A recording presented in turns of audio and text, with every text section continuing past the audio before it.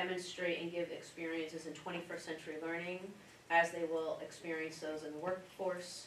And then also ensuring that we support our extracurricular activities and athletics.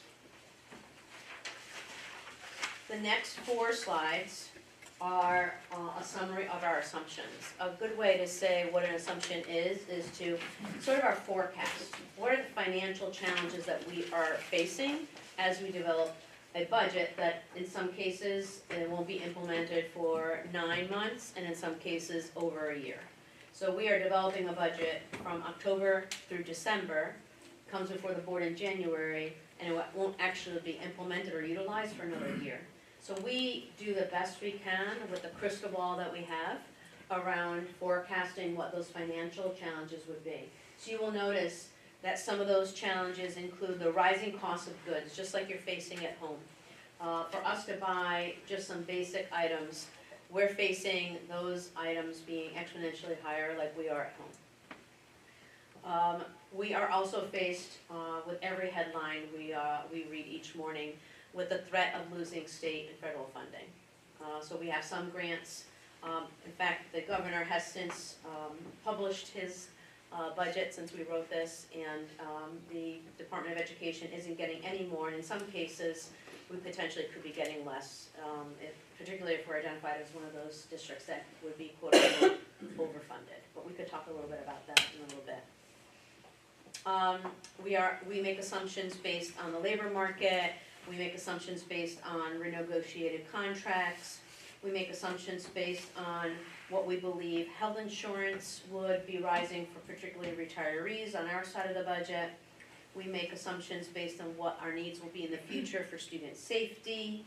We take a look and forecast unanticipated costs, particularly in the world of special education, tuition and transportation. We are a victim to the exponential costs in that area like the rest of the state and the nation. And I know that state of Connecticut is trying to get some regulations around that, but that won't be for a long time coming. We also are looking at implementation of contracts that are in place, such as the transportation contract. Just trying to do some summary statements here. We are trying to keep up with technology changes and the replacement of the devices as they age out. We continue to look at the increase in utility costs, which Mr. Brennan is prepared to talk a little bit about this evening if you have questions in those areas. Our maintenance projects are going up, and simply the cost of maintaining our aging units in buildings that are 75 years old. We are faced with a challenge of ensuring that we are complying with new legislative requirements like the HVAC requirement and the indoor air quality requirements. In so many cases we have unfunded mandates that continue to come down the pipe. And of course, all the time we are looking for efficiencies, which I will be talking about in a little bit. So for those of you who don't know my budget process, it is a zero-based budgeting process, so we roll all of our accounts back to zero.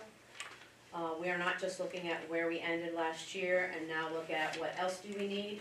Actually, I kid with our team, they don't think it's funny though, when I say the budget process is not actually a process of engaging in addition. We are engaging in subtraction. So we look for efficiencies to the degree possible, but primarily we're asking ourselves, what are the mission, vision, and goals of our system? What are the priorities? What are the priorities based on student and staff needs that are in front of us? Alongside that, we engage in data analysis based on the academic reports that we receive from our young people and ask ourselves, what do they need now? And always give ourselves permission to revise that plan based on the kids that are in front of us. These processes start from the classroom level, mostly through coaches, teacher leaders, department heads, curriculum leaders, working with principals. All those individual teachers are represented through those positions. Principals then make recommendations to me, department supervisors make recommendations to Mr. Altieri, Mr. Brennan, Mr. Zenowitz, Ms. Capazna, Mr. Giancola, other members of our cabinet, and all of those come to the table. If we didn't do our work, we would be bringing you like a 25% increase, please know. That is what we want from our teams though. We want our teams to dream and to not be afraid to ask for the resources and support that they need. Then we go through the very difficult task of rolling back based on maybe not now, but maybe later. And in some cases, we simply just say no. It's not the right priority or right alignment to our priorities. So please know that we have engaged in a very long, detailed, we put our eyes on every single line item. And we even ask for backup for everything that is asked for. So we ask for our folks to go and get quotes, even as simple as when you want to buy a table and chair. We want to know what tables and chairs you're buying and attach the vendor and how much the quote is. So we are that detailed in our budget development. So let's start off with some accomplishments. As Ms. Glennon already stole my thunder,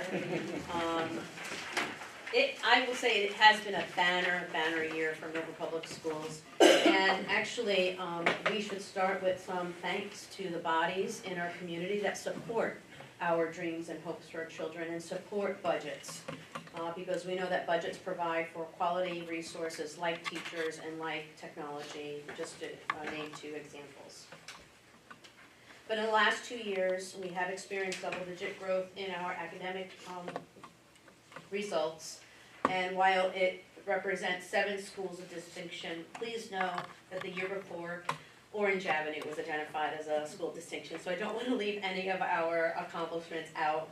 And also know that Orchard Hills was identified as one of the top 10% of schools in the state of Connecticut, based on their accountability index. So kudos to our young people and our teachers and staff at all of our elementary schools.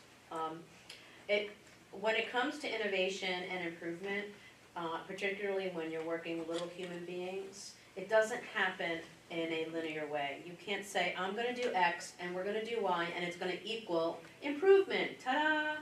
It is much more organic and complicated than that. And I think what we see here is the results of 7 years of hard work, at least since I've been here, with some identified goals and intended strategies put in place. Not only that, but we had some incredible success in the area of advanced placement. We have year after year, and by the way, we have an open access to AP. We don't make kids jump through hoops to get in. If a child wants to try an AP class, they do. And that speaks volumes since we do have so many AP students with scholars, AP scholars with honors and distinction, and of course, as Ms. Glennon mentioned, both of our high schools for the first time have been given the gold distinction for not just participation, but also for achievement, which is what they scored on the AP test. And I will say one more thing. I mentioned the athletics, I mentioned the academics, but I would be remiss if I don't mention that for the 5th year in a row, we were identified as one of the top cities that supports the music education. And so that's a 5 year in a row honor.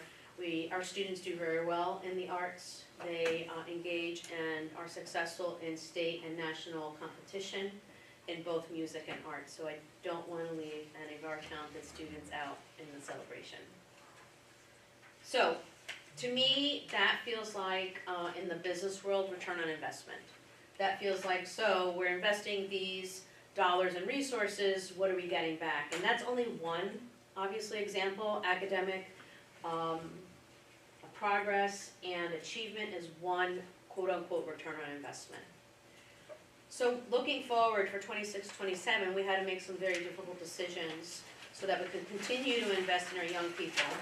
And therefore, what you find before you is a proposed budget from the Board of Education of $118,952,091, which is a 4.328% increase year over year. So let's get into some of the drivers.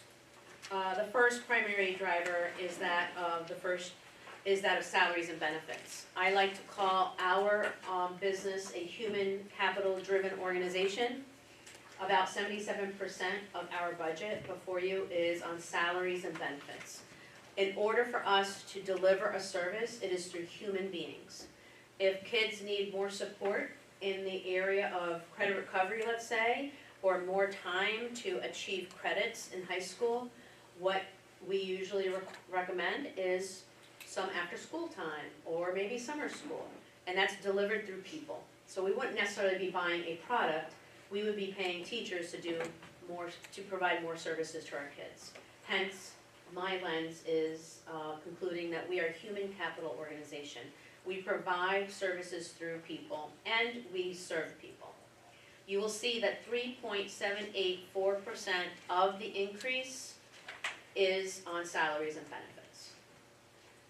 In the area of special education, we are looking at an increase in this proposed budget of $1.3 million almost, and about $243,000 in transportation and contracted services. That's the increase year over year.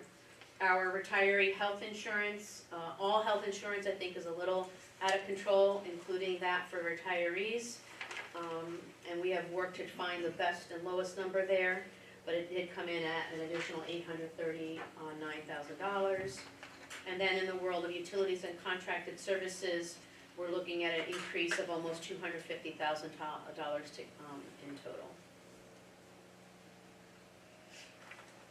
So I wish that there was more in the world of academics and programming that we were proposing as quote unquote new. But we, in light of our big ask in the area of safety and security, limited our new stuff. Actually, the high school after-school program isn't necessarily new. It is it's a comeback. During COVID, we were able to use ARPA funds to extend the learning day for high schoolers. We've been asked for, this is the third year, to bring that back since the ARPA funds were expired. We did not continue the after-school support, and students and teachers and administrators alike have all asked for extended learning time for our young people, and we're hoping to bring that back at both of our high schools. So that would extend the learning day on certain days, allow students to either extend learning time because they need more time, or recover some learning in the area of recovery for credit.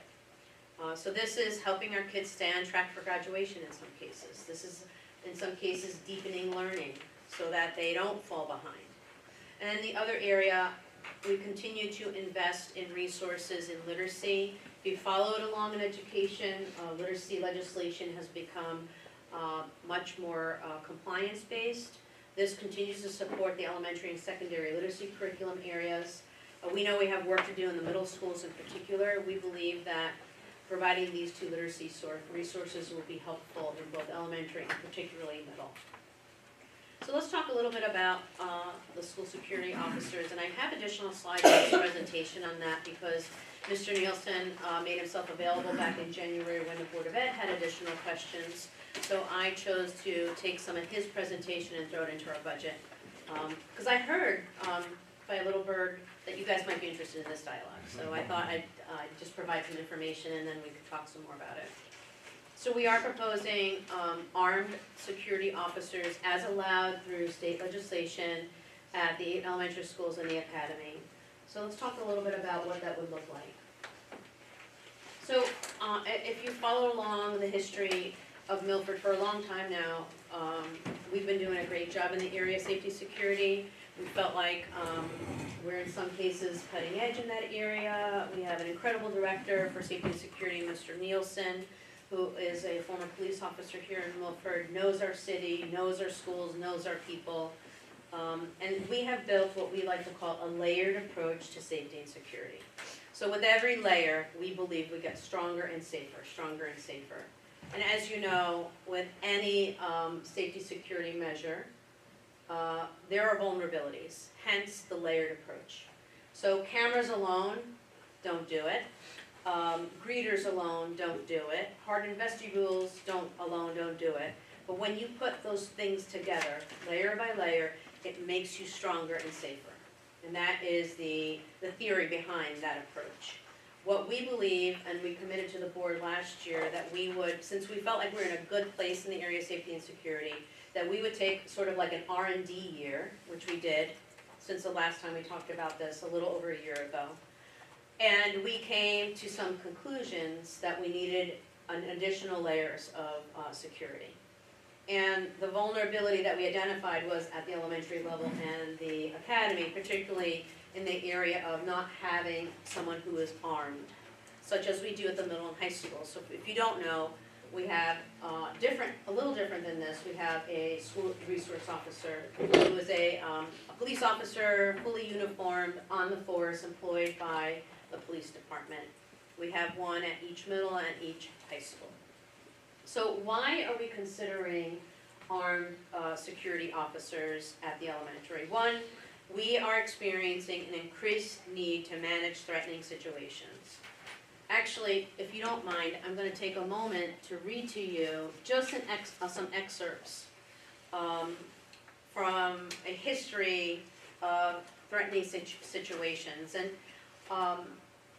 sometimes if you're not working in the school system, you may not keep track of the things that are happening, right? You guys are living life, but we're living it every day. And to me, in my role as superintendent, I am just I have a front row seat to the increase of threats and swatting and possible violence, mostly from external sources. And so when I took a look back a few years, particularly at the time when I was struck with, oh my God, I think we have to do something, I looked back at just some. This is not cumulative, it is not comprehensive review. In December of 2021, we notified the community, actually this letter is from Chief Mello and myself both, we did a joint letter, that there was a nationwide TikTok trend.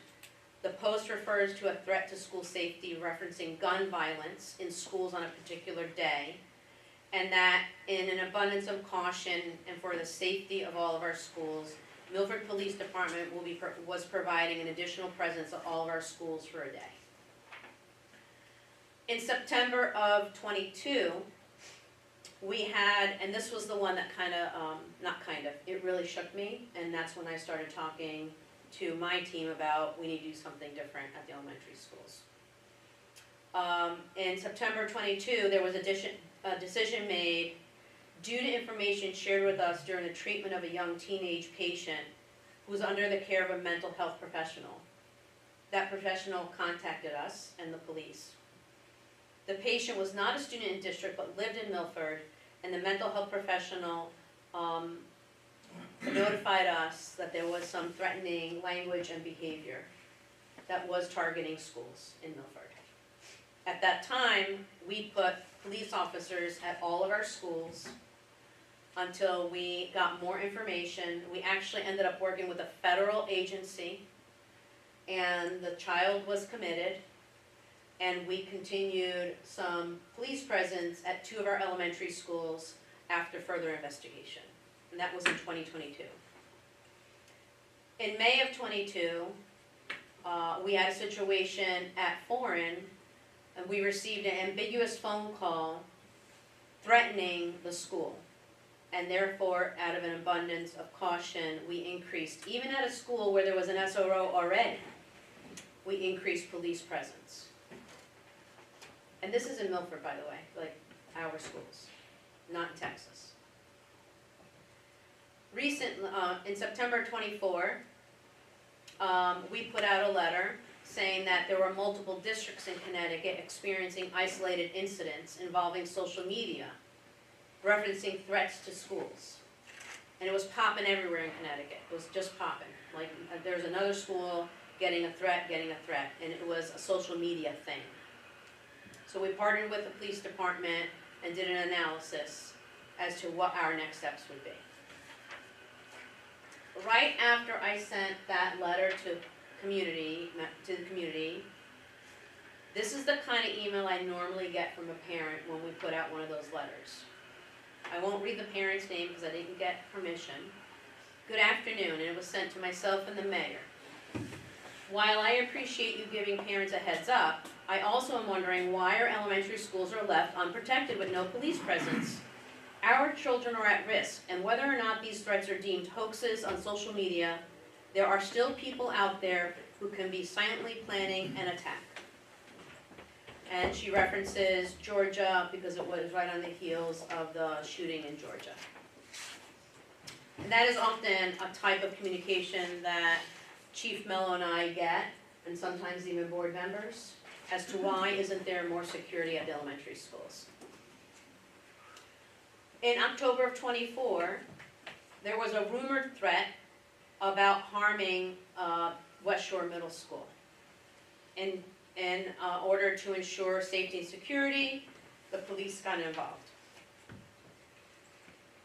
In January of '25, there was increased police activity in the neighborhood where Orange Avenue students attended.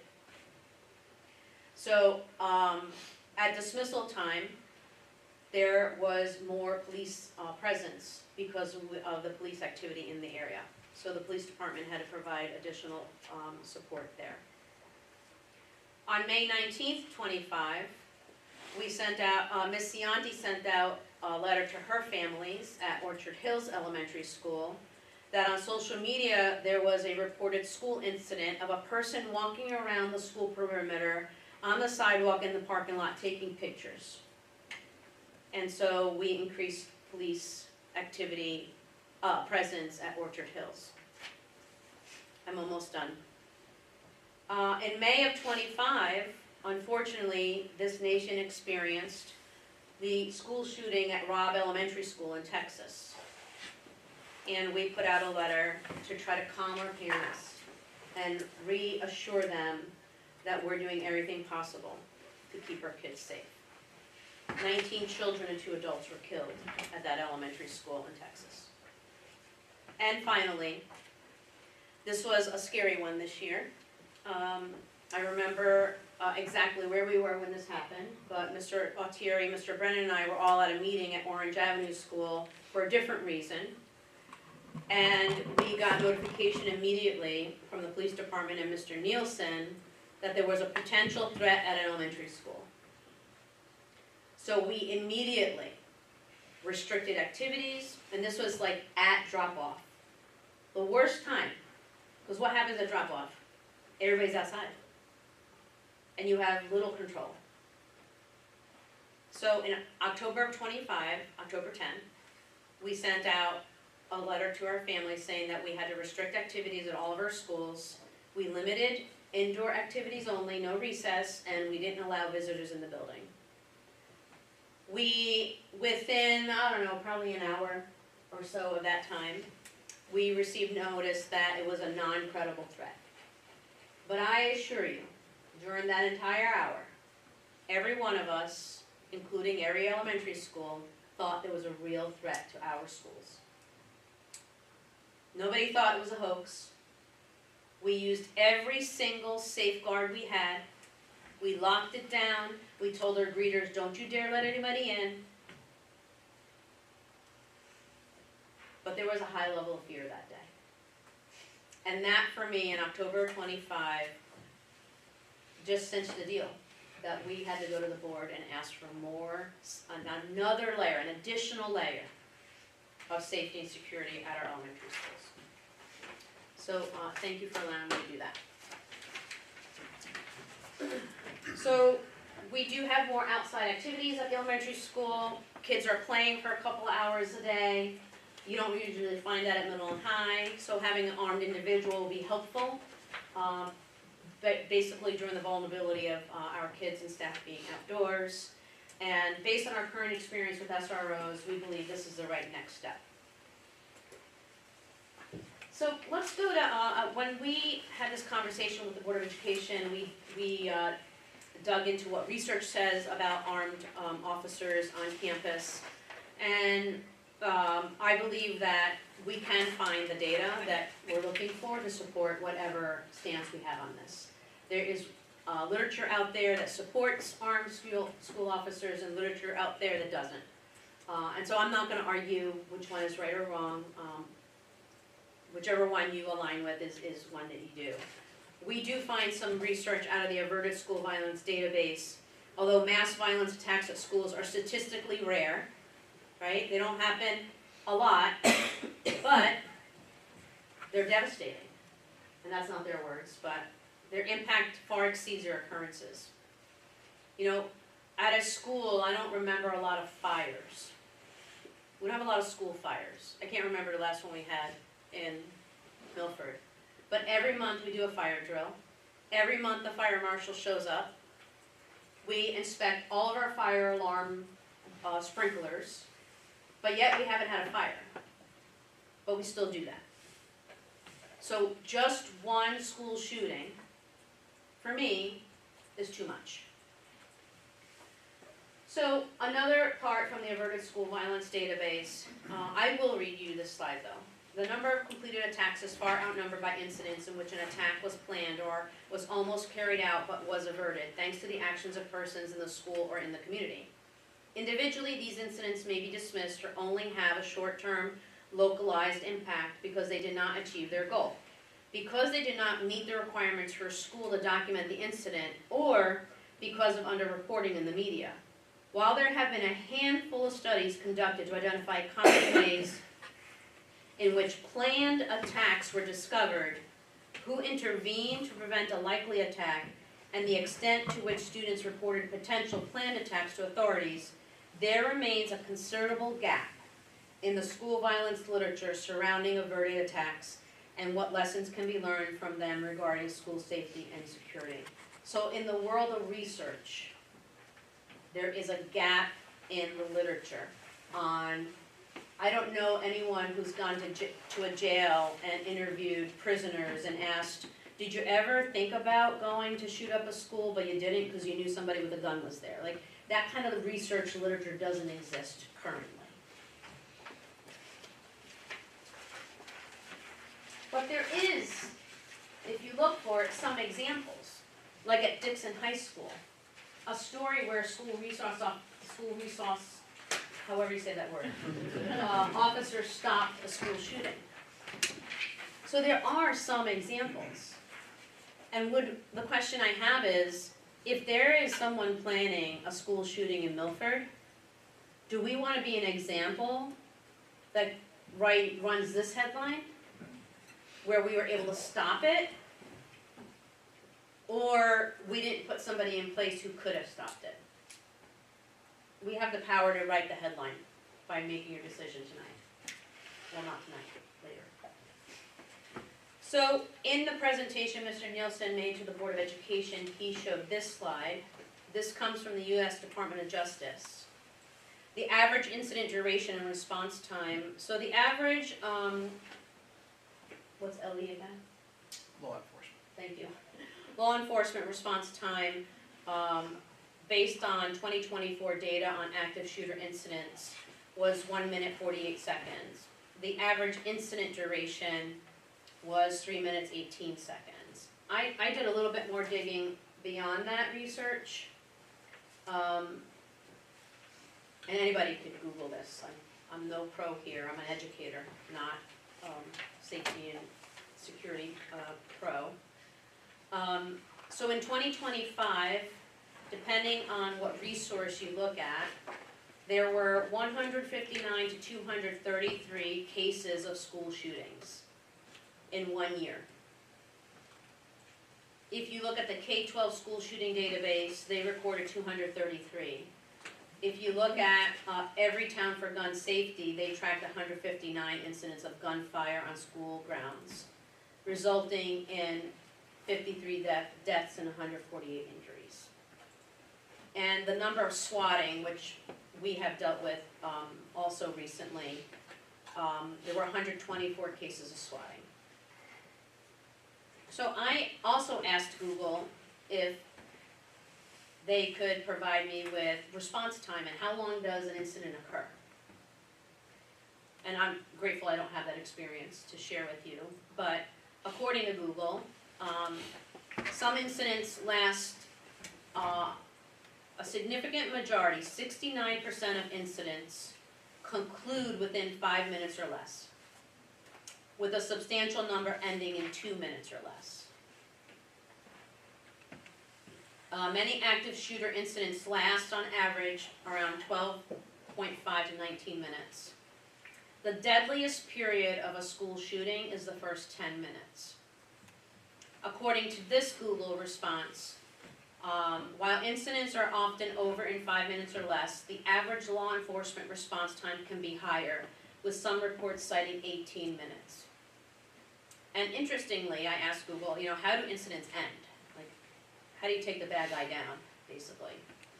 Incidents often end when the shooter is confronted by law enforcement, the shooter runs out of ammunition, the weapon malfunctions, or the shooter commits suicide. So, for me, if, let's say, the law enforcement response time in Milford is 1 minute, 48 seconds, I think I heard Chief Mello say 3 to 5 minutes the other night. That, to me, equals a whole lot of people dead, possibly, in 1 minute, 48 seconds, or even 3 to 5 minutes, particularly since 69% of school shootings in 2025 were over under 5 minutes.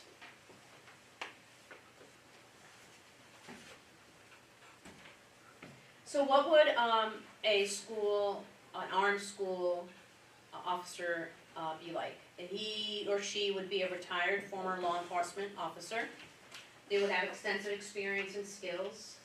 They'd be focused on safety and security, primarily deterring intruders with guns to come and kill people. That's #1 priority. They would be assigned to a specific school. They'd be employed by the school district. And they would be at each elementary school in the academy.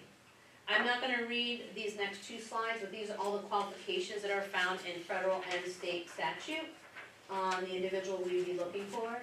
Please know that we would work with the Milford Police Department very, very closely to select these individuals. We would want their expert eye. We also would want someone who's good around 6-year-olds. The SRO who's great around 16-year-olds may or may not be great around 6-year-olds. But the story we want is our 6, 7, 8, 9, 10-year-olds to go home and tell the story of how friendly and helpful this person has been.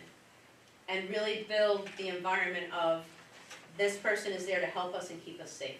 Not to scare kids, but to help them feel more comfortable in school. There is very specific training we would provide. There is annual armed school security officer training. We also would take a look at that training and see if there are any holes in that and provide additional training if necessary. We also would expand it by this long list of training, including de-escalation, active aggressor, youth mental health, first aid, etc. So this slide concludes the part on armed school officers. Doesn't mean we have to stop that conversation, but I'm going to continue on with the rest of the budget. Of particular note in the budget, you should know that we did not fully fund our facilities and grounds needs. As Ms. Glennon mentioned, we're hoping that the Board of Education will adopt a long-range master plan for our facilities sometime this spring. We've hit pause for the 2nd year in a row in these 2 areas because we believe that we do need to have a better informed investment in our facilities as we move forward. So hopefully we will be able to restart that starting next year. So in order to really make this a manageable budget coming forward to before this city, we really dug into line items. And if you take a look at year over the year compared to last year, we reduced line items the amount of $1.7 million. So while that may seem like a fiscal victory to some, my worry is this, that we are significantly deferring based on not only this proposed budget that's in front of you, but the last 3 proposed budgets that were before this city that sustained reductions the amount of $2.8 million cumulatively over the 3 years. So for 3 years, we, based on the proposal, received $2.8 million less. We've scaled back and not really proposed anything new in the area of academics. So my worry is, how many more years do we need to defer innovation? So we're deferring things like musical instruments and world language expansion and cool and necessary college and career pathways. In fact, we've been talking about when are we going to start pathways in middle school. That's been like in the conversation bucket for about 5 years now. Curriculum development, professional learning, our teacher in residence program, all reduced. Capital equipment, student desks and chairs, we are asking for multiple years now. Updated computers, all put on hold. And I know that you can't have it all. I know we have to prioritize and make tough decisions. But what is in the back of my mind is improvement and innovation builds over time. It doesn't happen, like I said at the beginning of this presentation, A plus B equals C. So it reminds me of what Peter Drucker said. The enterprise that does not innovate ages and declines, and in a period of rapid change, such as the present, the decline will be fast. So we just have to be careful how many more years or how much more we defer in the area of innovation in academics and teaching and learning. So this is a history of our budget requests over time. While at one time there were high budget requests in the late 2008, 2009, significant enrollment drops allowed us to reduce FTEs and therefore realize smaller budget increases. I'm worried about saying this, but 4.328, if you take a look at the region and across the state, is a little on the lower side of requests. We, for the first time in a long time, are seeing school districts ask for double-digit increases, or at least numbers that get really close to double digits. This chart supports the notion that our budget is made up of primarily salaries and budget benefits. You'll see other large items, including tuition, transportation, are driving costs there too. This is the same information just in a chart by object code, representing how each object lays out and increases by object code. And then I'll just remind you that it's all based on the foundation of planning and strategic improvement. Mr. Moulton, we're happy to take questions. Thank you, Dr. Pataya. Thank you, Mrs. Glennon, for the initial remarks there. And as always, thank you for the presentation. It's really detailed. Very disturbing statistics when you're talking about school violence, school shootings. I'm not saying anything that nobody's ever heard. It's just a sad state of affairs that we're in. All right, so questions. Committee members. Who wants to start with questions? Anybody have anything off the top? Thank you, Mr. Chair. Dr. Tai, I just want to start by congratulating you on having set elementary schools as schools of distinction. Admittedly, I didn't know what that meant or what it implied. I had to Google it, and needless to say, I was very, very impressed. And thank you both for everything that you've done for the schools and for the kids. So I kind of want to dive right into the deep end of the pool and talk about the SSO program, if I may. Mr. Chair, you referenced the statistics, and Dr. Pataya, you mentioned the K-12 database reflecting 233 school shootings. I just want to note that that same database indicates that only 2% of school shootings pertain to elementary schools. So it's a much smaller fraction than what was just discussed. I was taking close note of the incidents, the specific threatening situations that you mentioned here, and I just, going back, you indicated 7 examples going back to 2021, and if I took notes correctly, please correct me if I'm wrong. What I heard was a TikTok trend, a teenage patient already under care, an ambiguous phone call, a rumored threat, a person taking pictures, and a non-credible threat. Am I summarizing that somewhat accurately? From what I remember, yeah. Okay. In the armed SSO that you just presented here, you described the increased need to manage threatening situations. And the first 2 bullets were for students and parents and family. And I'm curious, what is implied by that? What is the increased threatening situations being posed by elementary students and parents and family? So what we're seeing, I would say that the primary threat would be external. At the elementary school, we would see an uptick in children making threats, Okay. whether it is in writing or verbally. In some cases, we've had to, which is under our jurisdiction, search backpacks and desks, see if the child had any type of weapon with them. In the world of adults, there's an escalated, I don't know what to call it, Mr. Ralph, it's like a lack of regulation when it comes to an escalated reaction to something that's happening at school. And we get calls from principals saying, or they directly call Mr. Nielsen or Captain Del Monte, who's our contact. Is there any way I can get a police officer here? You know, we're about to have this meeting, or just got off the phone with a parent. 2 weeks ago, we were notified by a state agency that a parent was going to court, and depending on the result of that court case, they recommended that we have police at the elementary school, because they thought the parent would make a beeline to the school and cause harm. So we had police there for 2 days. So the threats just seem to keep coming. So in that situation, would the school security officer, like in other words, you get a threat like you just described, would Milford Police not be called, and like the expectation would be that that security officer would be, They would be the first line they defense, would be there as a deterrent or whatever? Yes, a deterrent is a good word. Can I ask in that, so in that vein, given that, you know, we're talking about armed security guards, if they were unarmed, this question wouldn't need to be asked, but I have to ask it.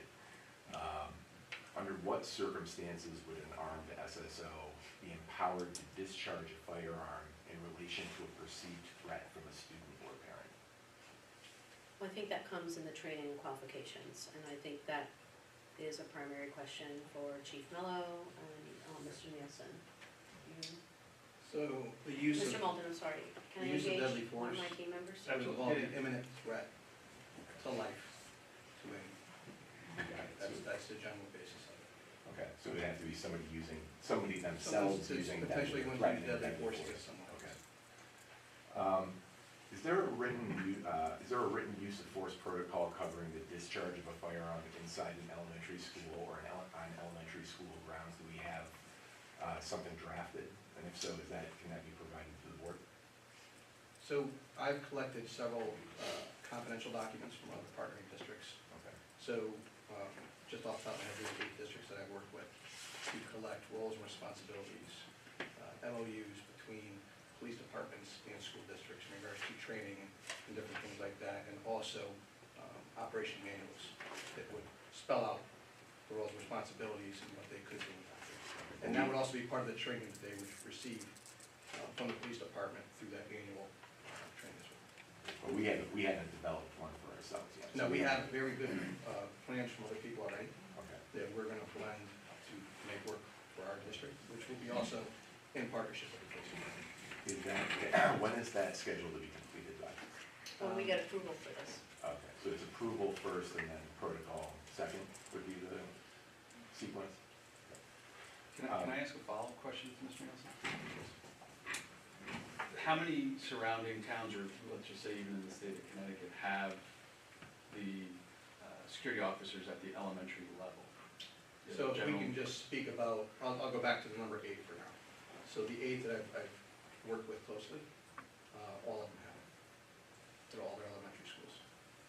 Is it 8 that you're working with because that's all that's out there, or is it? No, there's more. I mean, I just contacts that you have? chair a Region 2 committee through Dennis for school safety and security. I voluntarily do that. So I work with a lot of my peers in that group, to whether it's superintendents, whether it's directors of security, whether it's chief operations officer in Orange. And we've got a lot of good documents from them, a lot of good feedback to a lot of the programs. Some of them, you're looking at Newtown, Orange, Monroe, Oxford, Seymour, Derby, Sonia, North Branford. Some of these programs have been in place for 14 years. Some of them have been in place for 3 or 4 years. But the one message I get from all of them is that they wouldn't do anything different. These have been embraced into their school communities, they're part of their school culture, and they favor it. I mean, I've had people offer to come and speak at meetings for you, so that's how strong they feel about it. In that vein, can I actually ask you about, so I think everybody is aware of the situation that happened in Torrington, where a school safety officer discharged a weapon inappropriately in an elementary school. And I'm curious, just what is your thought on that? How can that circumstance be mitigated? I think that falls down to training. I think it falls down to the individuals. I don't know the circumstances to that, so I can't speak to it. And there's no information out there right now on that situation. But I think that, again, goes back to the slide that Dr. Katai showed. We're hiring a retired law enforcement officer in good standing. The minimum is 10 years. We're adding 5 years to that. Right, so we're adding 5 years to that. We're doing our hiring vetting process in partnership with the police department to make sure we get really good, responsible candidates. And then you pair that with the training that they're going to get from the Milford Police Department. I was a police officer for 20 years in Milford, so I know what that training is. And Chief Mello does a phenomenal job of making sure that the training is well kept up to date. It meets and exceeds state standards, so that would be the same for us. Can I ask, in that vein, so there was news reporting by CT Insider pertaining to 10 school districts that had hired former police officers who had been, let me get the exact language here. I know you know what I'm saying, but let me make sure that I get the right language here. So they had hired armed security officers with records of misconduct, including those who resigned from the police force while under investigation. So it sounds to me like we have a more thorough vetting process in place than that. Yes, so we're working on our vetting process now. We're going to go a step beyond what I think most, if not all, school districts probably do. Okay. We've been speaking with the police department in regards to who they use for their personality assessments, for their mental health evaluations. We're going to look at that model, and we're also looking at a model where we have the applicant during a pre-employment offer to allow us access to their personality law enforcement agencies they previously worked for. So in addition to making those phone calls and references, we want to see their personnel files. Outstanding, thank you. Sorry, I forgot my water tonight, so but it's fine. Mr. Nielsen, are you going to be managing the SSOs on a daily basis? Is that who will be the manager of this person? I would have oversight to it. In addition to that, for span and control, I would have a lead security officer. Okay. I would also assist with that. Is that part of the 10? Yes. The 10 that are being hired, the lead security officer? Lead security officer would be a lead security officer and a floater. Okay. Available to fill in return vacancies, because we want to make sure we keep those positions filled. Who currently oversees the SROs? Is it the same? SROs they're under the police They're department. under PD. So you have a chain of command over there. I liaison with them, so I work very closely with them, but they are under the supervision of the police department. So two separate entities. Quick question. The other night, Chief Mello said that I believe the costs were split for the SROs between the Board of Ed and the Police Department. Was there, I'm assuming it's financially better to have the SSOs Yes, sir. versus the SROs. What is the cost difference of, I mean, if we had police officers that worked 181 days a year as a SSO or SRO, and then they went back to the police department, the cost of the training, the uniforms, all that would already be taken care of. What's the cost difference there for something like that? Well, now we do a split with the city. Right, so if you continue to do that for these So if you additional look, I mean, if we 10. look at, I know Chief Mello had, I think, some approximations on the new contract, and I think the entry-level officer was $88,000 a year, and step 5, I think, was $99,900. Yes. So if you look at that, someone's gonna have to put up 50% of that, and the other one's gonna have to put 50% of that. So the salary range for the SSOs would be in the low 40s. So you're looking at, the double payment there, basically. It's gonna come from somewhere. I'm wondering if we did it just for the 181 days a year, or do you split the cost for the whole year with the police department? Like for the SROs right now, are you splitting it 50-50 for the entire year? We just have a flat rate that we pay, Yeah, and then the police department pays the rest, but It's the same bucket, right? It's the city Right. bucket, so what I don't, Chief Mello's not increasing his force. We're just adding additional security here, so. I don't know if there might be a cost savings there, if you just, if he provided you 10 police officers for 181 days a year,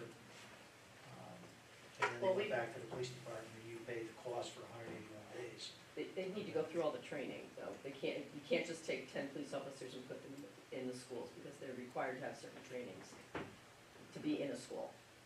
So it's like The apples and SSR. oranges, The both of them, the Right. SROs too, so Right. both of them. I mean, so it's kind of apples and oranges, the two different.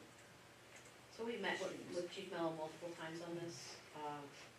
We both agree that SRO is too much of a support in the elementary. It's a different role completely. Our SROs at the middle and high are dealing with crimes that involve our kids, unfortunately. That probably would be an overstaffed model if we recommended that for elementary. And I But think thank too, you for thinking. I know the contract that they just received is obviously, there's a retention, recruitment and retention issue across the state of Connecticut. Most of us Right. probably heard on the news recently, right? The governor just proposed a bill to provide some education incentives, some mortgage incentives to people if they stay with the department for 5 years, whether it's police or fire, right? So I think too, there's a staffing challenge in that. We want to make sure we have a consistent presence at our buildings. It's going to be part of that school culture. Trying to avoid that revolving door piece. Yeah, he did mention 13 in the academy, which still has That's 7 about openings. six, Yeah. All right.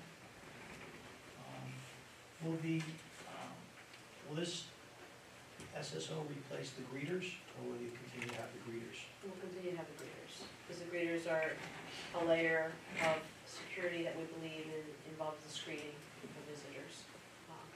And this person, we don't see sitting at a desk or in an office. We see this person on foot, engaging on regular routine security checks, doors, windows, out perimeter walks, etc. And I could probably just add to that for a second. Most, those 8 districts again that I've spoken with, all of them have some type of staff member that does the front door access in addition to the guard. What you were saying earlier, how, especially at the elementary level, students are outside more. Yep. With this individual at each elementary school, I mean, would they be outside at the entire time children are outside? Or is it like, like they're making their rounds and they're just kind of, We would build a model based, again, Create myself schedule. working with these other districts to have their plans in place to see what works best. Because again, they've gone through this for the past, minimum of 3-4 years, up to 13-14 years. So we'll see what works best for them. Obviously, we spend a lot of time outside. The points spoken about before with the arrival and dismissal times, whether it's traffic duty, whether it's monitoring, the front doors and students are coming into buildings, or exiting during the day, right? Or dismissal time and then that heavy time of recess time. So there's a lot of time where they can be supervising people, make sure they're safe. We don't like to talk about some of our safety procedures in public, so that, we're not gonna say he's out there all the time, not all the time. Like, sure, it's just yeah, understood. the bad guys, the bad guys find out. No. I think it's important too that, if I might, the elementary school principals have zero security support. So they're on their own. And, I'm thinking about when my kids who are adults now were in elementary school and, I was very involved. I knew what the principals, what was on their plate. It's exponentially more responsibility for a principal now. So their attention is diverted. A school security officer, their sole responsibility would be for safety and security. And all the things that have just been mentioned, which now are partially the responsibility of the principal, maybe walking around, making sure doors are locked, things like that. Or the stove, or, yeah, right. I mean, it's someone else that's dividing their attention to attend to these very important safety issues. So, principals have a lot more on their plate now than they did when my kids were in school. So the SSOs, are they, okay, so salary and benefits, would they be considered union employees, or what bucket would they kind of fall into? I don't see them as union employees. We wouldn't be involved with that anyway. Uncertified. They would be hired as It's a non-certified. very Non-certified. non-certified employees and then that would be their status. That's where they're at, gotcha. And is there any, benefit, like, is there a phase in that could possibly be done, instead of saying, okay, we're gonna put one at every elementary school, maybe you do, I'm just making up numbers, 3 in year 1, and they just kind of rotate throughout schools and slowly phase that in? You know, we entertained the model of doing 4 and 4, or 5 and 4, 5 and 5. And then we thought, well, how does that really achieve the goal if there's only part-time coverage? So Mr. Moulton, what we did was we took, that's why we hit $1.7 million in deficiencies. We needed to offset what our goal was to put a guardian to school. So that's why we did the heavy work in finding $1.7 million what we have. And, you know, my opinion, I think, yeah, it's worthy, sadly, it's worthy. Like, what are kind of the cons to what's the other side of the coin? Like, we all know why, you know, security-wide, it's important. What are people that say, hey, we don't want this in our elementary schools? Like, what's their argument against it? Well, there is some fear. I mostly hear from people who support it, or after an incident, why don't we have, I read that email. What I've heard is, you know, the whole notion of having a gun on an elementary campus around little people. There's that, I don't want, you know, they're babies, and they're gonna have someone walking around with a gun all day long, right? And that in some ways normalizes and probably is endangers childhood, right, in a weird way. So there is a level of discomfort possibly on the other side of the coin, of parents having someone there with a gun. So that's what I'm hearing from a very small group of people. Now there might be people that feel, I know that one of our board members shared research in that having someone with a gun on campus actually increases fatalities. So I'm not familiar with that research in depth, but that's possibly also an argument. Anything to add? No.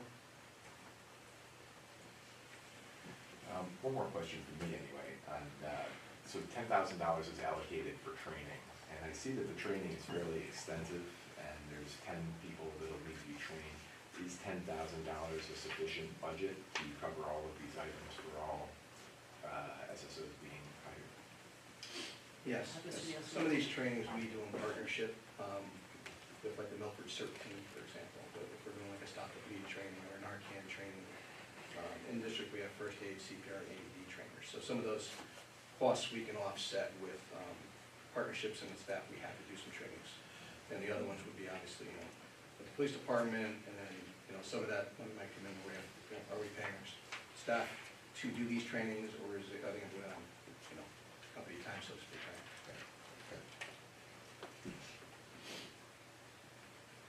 Just to be clear, will all of the SSOs have all of this training before they start on day 1?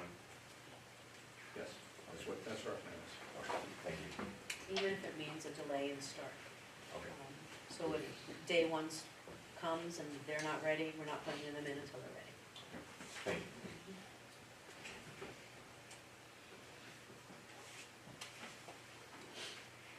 Any other questions on the SSO?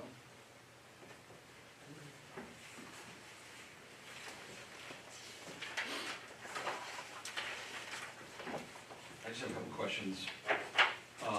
You mentioned state grants. Rough estimate, I mean, what do you see on the chopping block? Like, what are some, like, major concerns? Is there any, I mean, I guess everything's on the chopping block theoretically, right? But what would you see as like a major, like, this is something we're really concerned about? And is there any concerns around state grants relative to one of the bigger increases in the budget, special education? So in the world of education cost share, which is the state funding, Milford is considered one of the towns that's overfunded. What What is overfunded? There's another question I had. What did they mean? That's a funny term, isn't it? It's a little interesting. It's a real It's complicated. a real funny term. You wanna take what it is? Yeah, so those are funds that are provided to the city to offset some of the costs that educate students. So currently, we receive $9,673,593 or something like that, or along those lines. Impressive. We're Get gonna fact fact check check that. And there is a phase out. And I think we're held harmless until fiscal year '28 currently. There has been on the books a phase out for some time. It's been delayed. So we should have received a phase out of those funds to reduce the amount of funds that we receive as a city for a number of years, and each year they keep delaying that implementation. Those funds do go to the city to help offset the cost of educating our students, but like Dr. Pataya said, there is a plan to reduce that because we're overfunded. It's a very complicated formula. It has to do with, it's like a weighted student count, how many students we have, that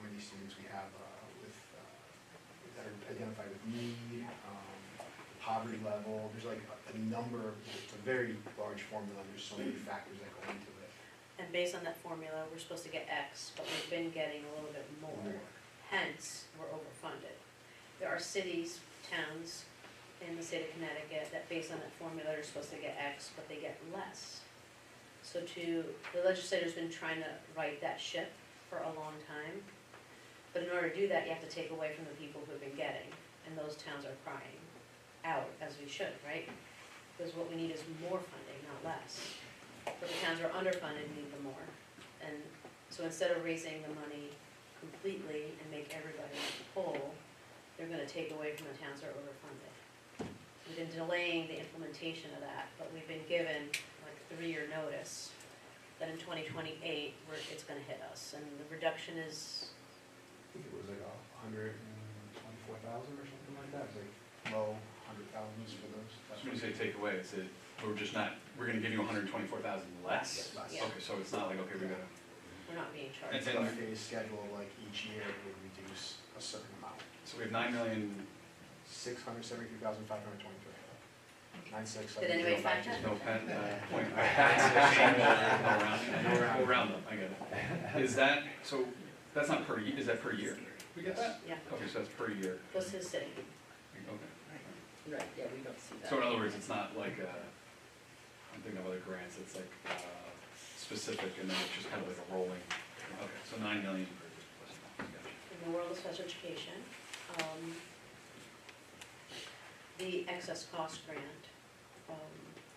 is never fully funded. And then we usually get anywhere from 60 to like 72% reimbursement of students who exceed a certain threshold. Those students are mostly more involved students that have multiple areas of service.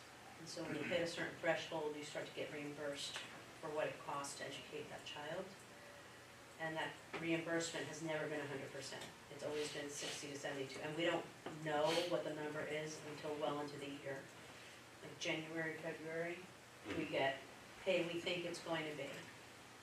So that grant, do we know this year's number? It's 1.9, but there's a. What's the percent? 72, the same as last year. 72%. So it'll cover 72% of the costs related to those students who have excessive need. Big excessive needs, like 4.5%, Correct. Yeah. greater than Yes. what we. Than what we spend on typical children. So this would be primarily children who are on tuition outplaced, who receive services in district, multiple services, like they may be in a program with speech, with OT, with counseling, but you have to hit a certain threshold, 4.5 times that of a typical student. Is that 40 times. 4.5 times our per pupil expenditure per student. What's the per pupil, it's like 26, 27, Yeah. so you're talking 100,000. So our earmark is like 114,000 before we Yeah. get any, before we're eligible for reimbursement. So without placement, costs come out to 113,000, we receive 0 reimbursement for that student. So what we budget for is what we believe isn't going to come back to us. costs. So, and that money goes straight to the city, and then we memo the city asking them for the money to come. We usually have a shortfall in that area. And then, if I may, since we're on grants on the federal level, I know you didn't ask, but we received some entitlement grants from the federal government, and with this current administration, there are regular threats of cutting those.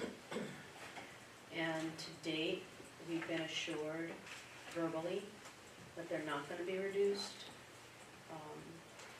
But unofficially through the rumor mill, we've heard that possibly Title I and possibly IDEA will be reduced.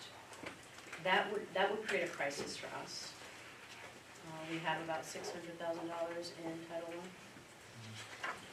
I. What is that one, just educate me. It is a federal grant that is based on our poverty level. So we receive money to engage in instructional practices. We primarily have salaries on there, so we fund additional supports. So if we were to get a reduction or a cut completely of Title I, that would be a reduction of a little over $500,000, and then I don't have IDEA number in my head. 1.5. But that's just rumor mill, Mr. Milton. We've been assured verbally that that's not happening, but we don't know. You know, along the lines of grants and edicts from the state or whatever, what do you got in the budget for unfunded mandates right now? And I heard the term right to read a couple times. Is that a mandate? Like It is a unfunded mandate. from the state? And we've already implemented it. Yeah. You want to talk to it a little bit about that, Steve? Sure. So last year was the first year that schools had to have a basically state-approved reading program, core reading program. We had gone through last year and did a pilot with our team, soft launch, had selected our program. The focus of the budget in terms of instructional supplies last year was to ensure that classrooms have the resources, including the tech sets for students, to be able to implement the program.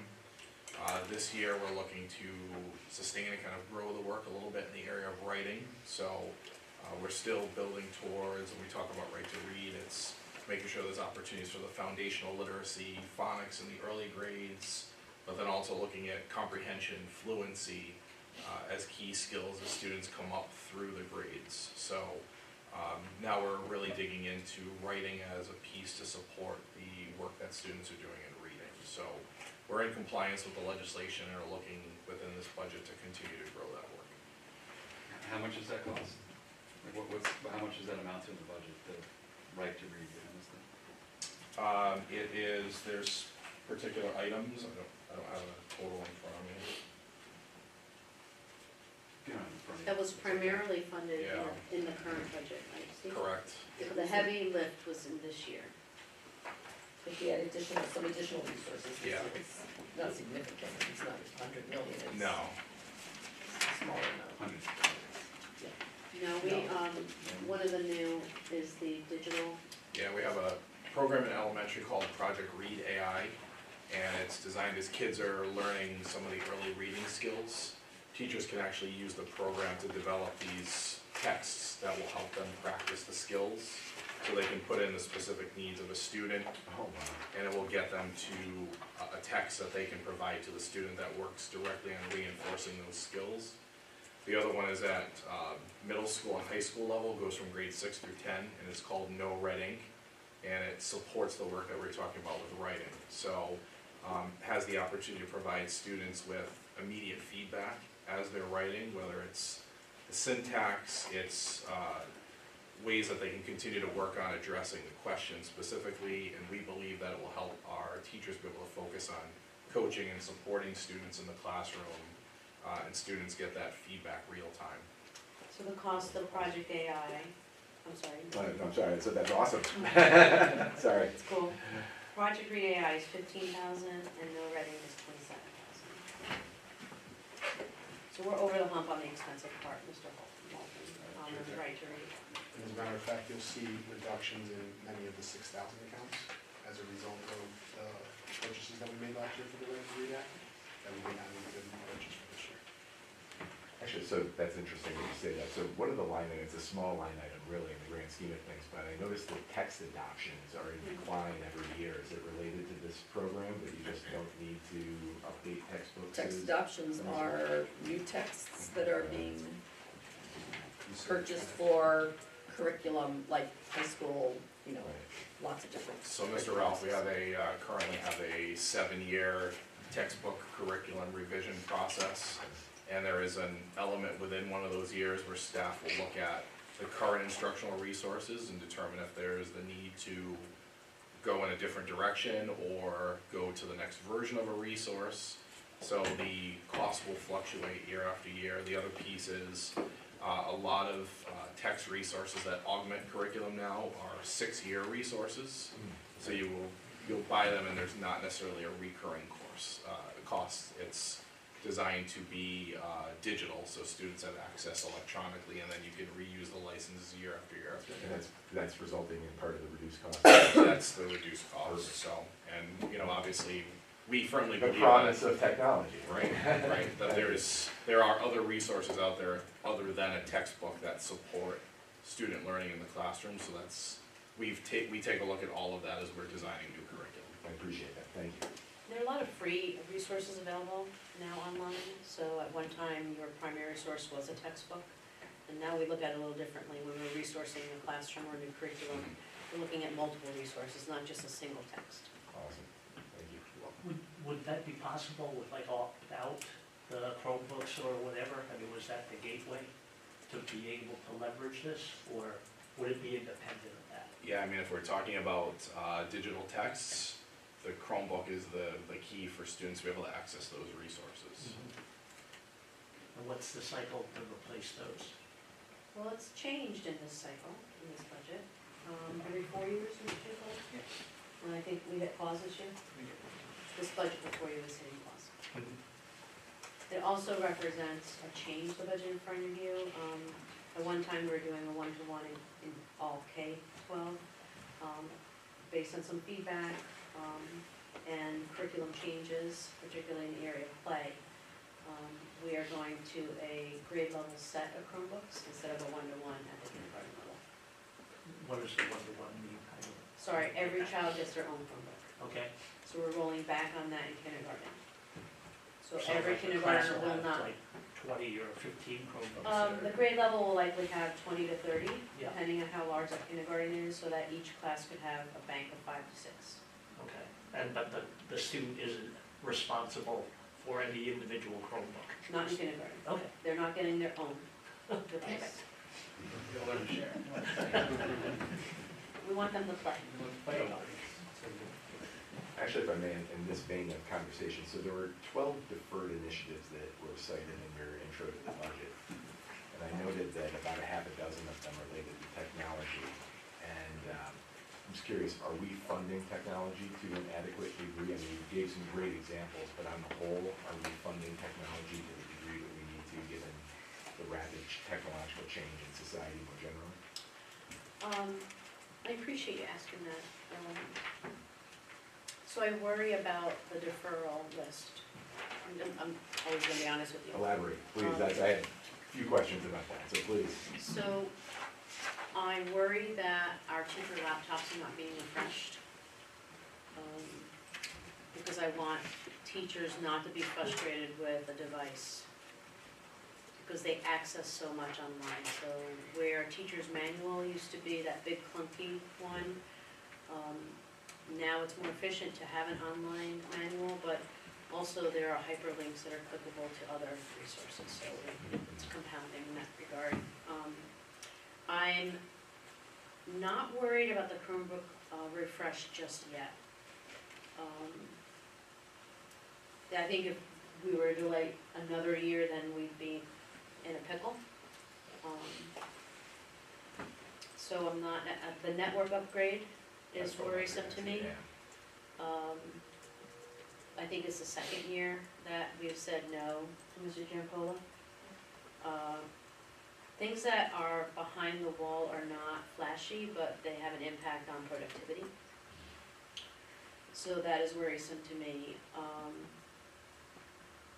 And something as simple as a pottery wheel music instrument, I know that's not technically technology, but it is, right? Like it's, we have dreams for our kids to access, and creative outlets, and I don't want to not expand the interest of a musician, because we have delayed 3 years in a row some musical instruments. So while parents get their child an instrument, what we envision is having a fleet of instruments that are either on the larger side or more expensive or harder to get, so that our kids have access to some unique instrumental experiences. We haven't been able to realize that dream yet, because we're deferring in that area. Pottery wheels has been just a point of fun contention, like how many pottery wheels are we buying this year or not buying this year, and how many need power? We're constantly asking Mr. Bradbury, do we have enough power in the wall, because we're dealing with old buildings? And the wattage and the number of outlets in a 1970s classroom wasn't dreaming that we would have 5 to 6 pottery wheels sitting in a room, right? So I'm on the threshold of worry for some of these things. What is do you have a sense of the total cost of these initiatives? I mean, if you wanted to break it down by your most concerning line items, whatever, I'm just curious. I'm gonna start with my concerning line items, and then I'll Sure. see if I can put a dollar figure on it.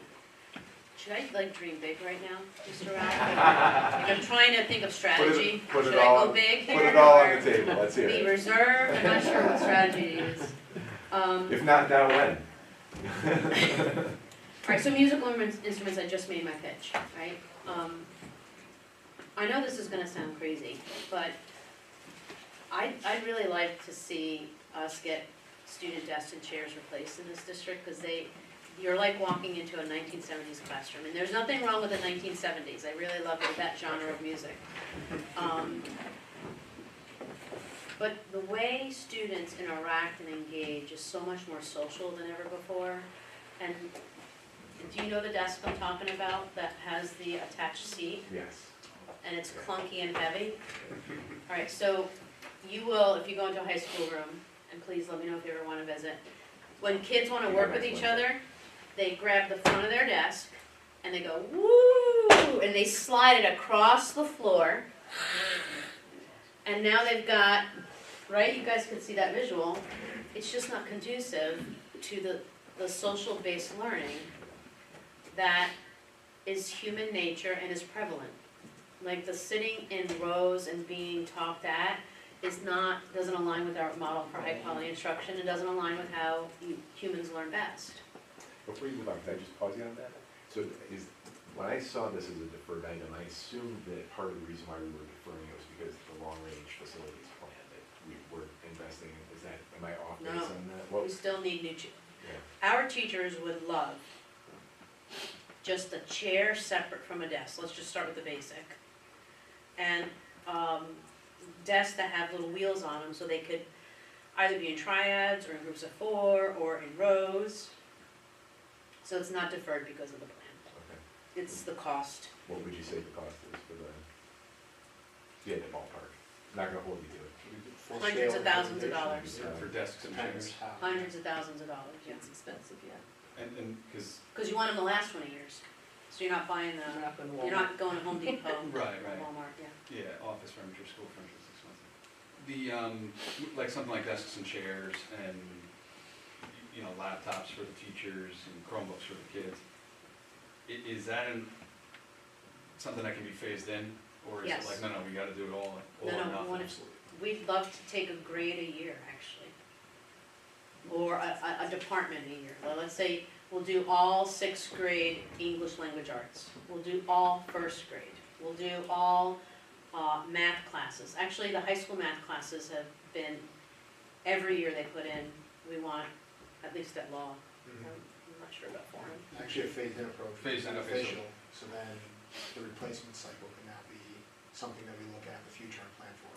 So, These desks and chairs last 25 years. then we know that this phased-in grade or department would be up for replacement in X number of years. Yeah, so you're constantly, like, you know, maybe not so much desks and chairs, because they're a little more static, and technology and desks and Yes. chairs, as far as I know, didn't change all that much. But Chromebooks, laptops, like if you're in a perpetual, like, okay, We do, we have that. we're just gonna keep every year, we know built into the budget, we just have $1 built in for Yes. every single year. Yeah, we usually run leases on the Chromebooks and laptops. Gotcha.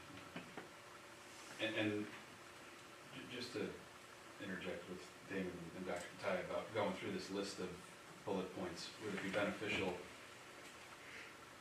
and I don't know, Damon, if you were asking for Dr. Katai to give you a number for each bullet point, I can get that I'd to you in love- writing. I'd love- maybe just to Yeah, facilitate the absolutely. dialogue, maybe would it be easier for you guys just to say, hey, Happy to Well, get that for yeah, you. we'll in take writing. it We'll as a send that to you and takeaway. you can forward it to yeah, the this board. way we're not Okay. line item by Also line jump item. in with, Good idea. buildings and grounds projects are also something that we have deferred, and this year, particularly we've asked Mr. Bradbury for, usually gives us a list of like priority 1, priority 2, priority Is that in the 3. book? I didn't- It's not necessarily, I think You gave it to us separately. that's separately, yes, that's something I can provide to you as well too. But this year's different. This year is different, so we normally ask him to provide what his top 1, 2 priorities are for each school.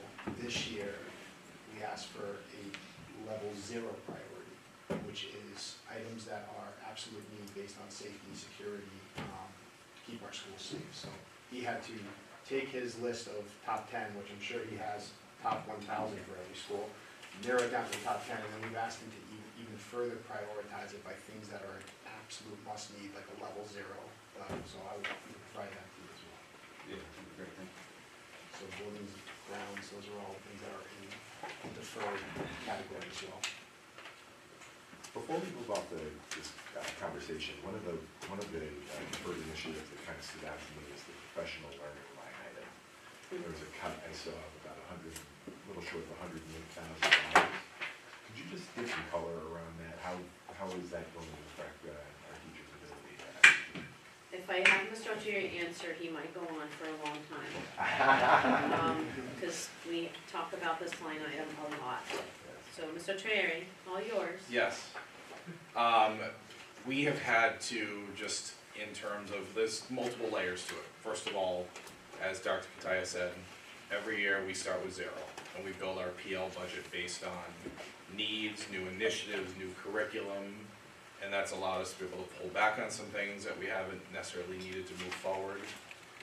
But in order for us to turn in a budget that we felt was fiscally responsible, we did have to make some reductions that stung a little bit, and that may have been reducing the number of days on a contract, or removal of, a particular initiative with professional learning. So, if we're utilizing some type of an outside vendor, we've dialed back the number of days, the number of hours that vendor is working with us. So there's, at the end of the day, Dr. Kataya said, we are a human capital organization. Our investment is putting into our people, and if we're dialing that number back, confidently I would say to you that, yes, we're moving backwards with the amount of supports that we would provide to staff. So Can I ask you to be a little bit more granular about that? Sure. And saying that, so I hear you're talking about the programs in general, but could you give some color to it? Like what specific types of professional development is being bypassed? Like what skills are teachers not getting? So for instance, in the area of literacy, we continue to put a lot of effort into the elementary literacy with the right to read, the science of reading. We've worked with a couple of terrific professional learning consultants, and we have dialed back the number of days, number of hours that we're working on. For instance, grade 4 and 5 this year has been work around vocabulary development. Next year, we're pulling back some of that. In the terms of coaching, so we've done a lot with student-centered coaching and thinking about how when our coaches go in and they're looking at student practices and having conversations with teachers around planning for instruction, we've dialed back some of that work. So again, it is things that are directly correlated to student outcomes and supports for students. But those are just a couple of the examples that come to mind. Thank you for that. Yeah, past summers, we've done a summer literacy institute, which we have eliminated that moving forward, so we're not doing that for the third year in a row. Mr. Ralph, we're a district that proudly invests in our teachers, and we're unapologetic about professional learning lines, because we believe in teacher capacity. And the research bears out over and over that the number one factor that impacts a student's learning and improvement is the teacher in every classroom.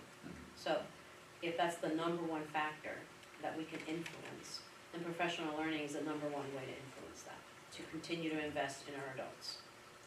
I would imagine too that it has an effect on morale Oh, for the yeah. teachers themselves, right? Yeah. Absolutely. And that is the kind of stuff that keeps people employed in an organization. Yes, salaries may motivate, but people want to be part of something, they want to belong to something, and they want to feel supported. And professional learning opportunities is one way that they feel supported. And we've had new staff share with us that one of the perks for them coming in from other districts is the quality and the level of professional learning that we offer to our educators is something that they hold near and dear as a perk to working in Milford. An ongoing support, it's not a Yeah. checkbox, it's not, oh, you're done, Yeah. it's a continual work. Thank you. You're welcome. Thanks for asking about that line. It's really important to us. This was the page I spent the most time on, if I'm being honest with you, just looking at the kind of lost opportunities, I guess, right? So, but anyway, I But there's the appreciate, future. I get You'll it. see him again, I'm I sure. know. Yes, I appreciate this, you gotta balance that. I'll be balance much out more priorities, thoughtful about that obviously. list next year. I have the reimplementation of the after-school program. Mhm. When did that end and why? And then what's the cost of So that was, as Dr. Kataya mentioned, that was part of our ARPA COVID monies. Last school year that we offered, that was the 23-24 school year. Was offered at both high schools. Just to give you a little bit of numbers on it, in terms of average daily student attendance, somewhere between about 10 to 30 students a day. And to give you like a grand scope of total involvement, at Foreign High School, just in second semester alone, we had 667 students. You know, it could be students accessing it over multiple days, but 667 different hits on the program. We see that as a way for two things. Opportunities for students to get additional academic support. And we also believe in being proactive with supporting students. So rather than waiting to the end of the year, course failure, summer school, students being able to get some support, recover credit during the school year while instruction is going on. So we see it as a program that would start near the end of the first quarter, going into second quarter. And we have budgeted about $30,000 total, and that will support educators to be present for, you know, working with students, but then also somebody who's in kind of a coordinator role in terms of scheduling the time and making sure that, you know, they are keeping track of attendance, that students are there, and communicating that with building leaders. And there's a similar program that goes on during the day as well, right, for students that have free periods and whatnot. Is there something in that, I know in the high school there's something. Yeah, there is a program during the day where staff are in the media center and will provide either literacy or numeracy supports that's scheduled into the teacher's daily schedule, and students can pop in during that time. But again, we want something that's gonna give more opportunities, be more widespread for students to have the interaction and the contact. We feel the after-school program does that for us. What are the hours, what do you consider after school? It's usually right at the end of the day, and you know, we haven't talked specifically about length of the day yet, but would imagine about an hour or so of time after school. And the 30,000, is that, so you have to, am I understanding it right, you have to pay teachers to staff it? So Correct. it's, I don't know, overtime or something like that, but effectively, almost like a, It would be a stipend, they would submit a timesheet for the hours worked. We would split that 30,000 over the two high schools. And that's just based on projections from spending when we ran the program last. Is there any opportunity to leverage something like the Boys and Girls Club that have those students? I guess the cost would be less than over there, and all the logistics around that probably not being cost savings. I think having the certified staff is important. Especially if you're talking about credit recovery, it has to come from certified. Declining enrollment, every year we talk about that. With that said, in the budget, there was some hiring of some new teachers, with regards to, what was the reason behind hiring new teachers? So usually that is elementary enrollment based, so we follow class size guidelines. We also are moving kindergarten class size guidelines from 20 to 18, so that just created a couple of teacher bump there. Sorry, I'm trying to get the page. No, that's, I think some of them were from last year. Yeah, so, Like changes in funding source. some are changes in funding source, some are changes. This FTE, proposed FTE changing sheet, doesn't necessarily represent new hires that are gonna go in for next year. So just like we do, we're very responsive to student enrollment, we're very responsive to student need. Changes, when we propose a budget, the course selection process does not happen until later in that year. So over the summer, if it's number of students are taking a certain class, you may need to add an additional instructor to cover those classes. In addition to that, at the elementary level, you have students that possibly move in, which would go over our class guidelines, and we would need to open an additional section. So what we do on this proposed staffing changes sheet, which I believe is the one you were referring to, on Roman numeral 17. yeah, I was just going by the, Oh, okay. your slide presentation there. Oh, that you on hired. Roman numeral 17, it gives like a summary of that.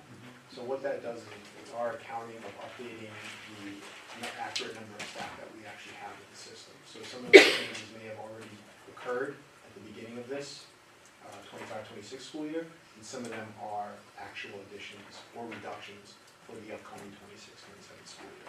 But once again, it's based on student need, and if we have, say, section would be like 25 students in a particular elementary classroom, we might go beyond our staffing guidelines, we would open up an additional section, because that's what's right for students, and as a result, that would be reflected in this sheet. And that's just part of our normal process of being responsive. If we go the other way as well, if families leave, then we might reduce a section. So you may see a reduction in there as well. So it ebbs and flows as we go throughout the year, and we're responsive to student enrollment and student need. Just a quick question. What is Parsons programs? They're specialized programs, like some people at this table might be working at.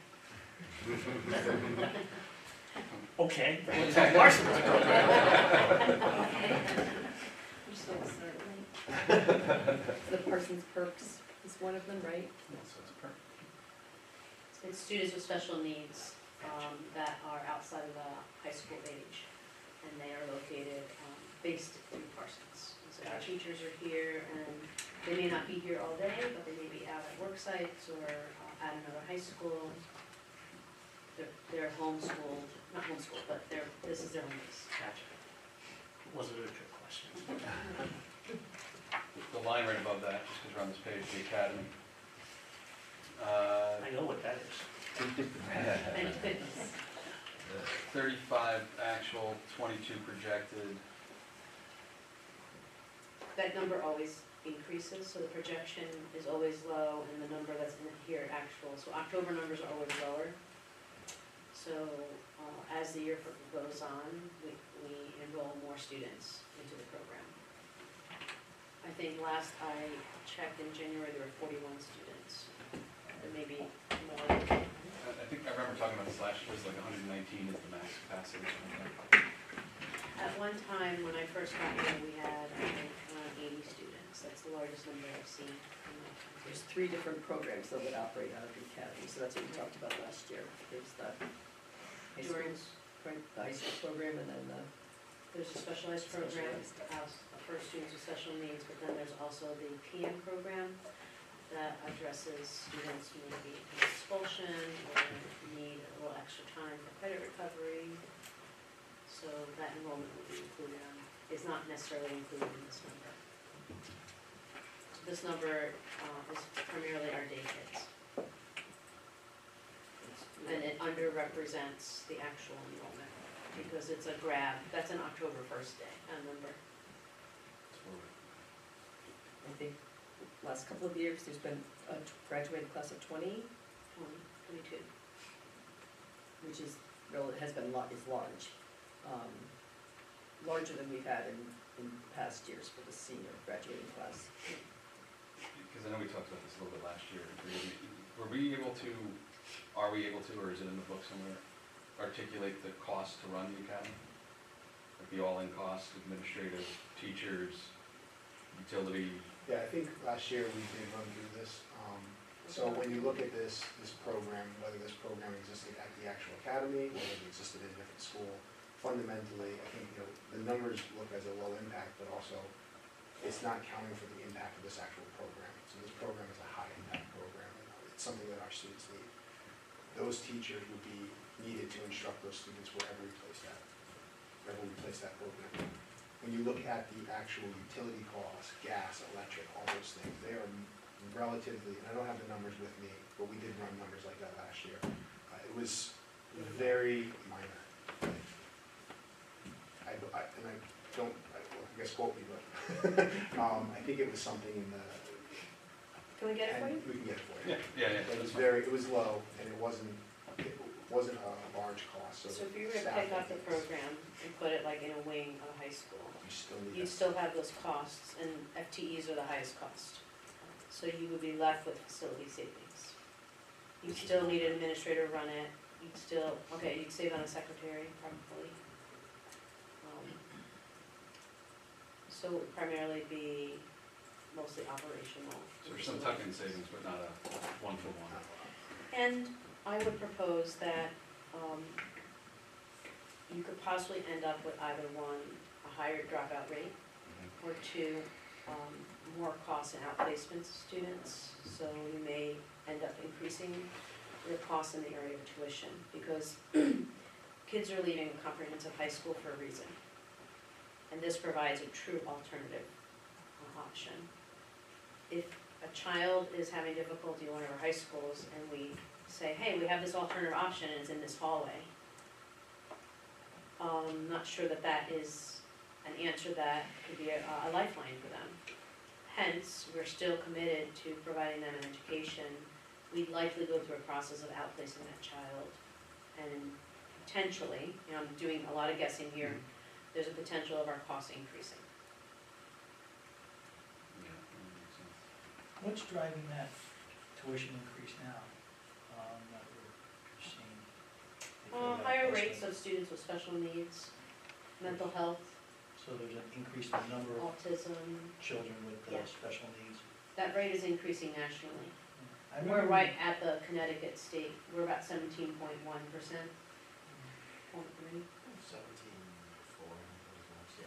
I remember last year we touched base on potentially increasing the program over the academy so that there wasn't so much outplacement, and using those costs, those increased costs.